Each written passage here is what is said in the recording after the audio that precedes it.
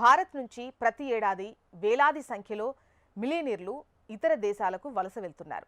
ఈ ఏడాది కూడా కనీసం 3,500 మంది వరకు దేశం వదిలి వెళ్లిపోయే అవకాశం ఉందని హెన్లీ అండ్ పార్ట్నర్స్ నివేదిక తెలుపుతోంది.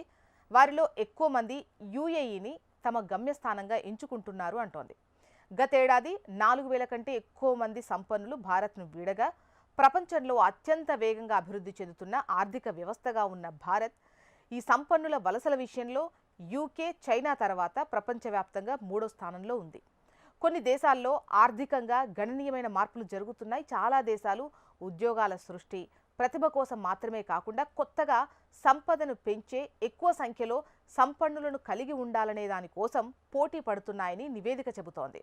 అందుకుగాను తమ దేశానికొచ్చే సంపన్నులకు వెసులుబాట్లు కల్పిస్తున్నారు.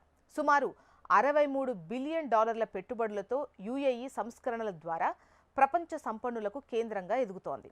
సంపన్నులను కోల్పోవడంలో భారత్తో పాటు అనేక దేశాలు ముందున్నాయి.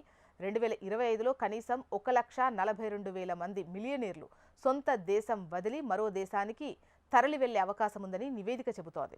2026 నాటికి ఈ సంఖ్య 1,65,000కు పెరగొచ్చట.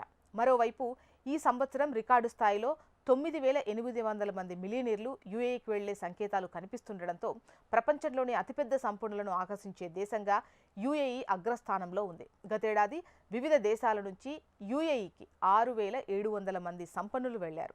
ఆ తర్వాత UAE, Italy, Switzerland, Saudi Arabia మిలియనీర్లకు ఇష్టమైన దేశాలుగా ఉన్నాయి.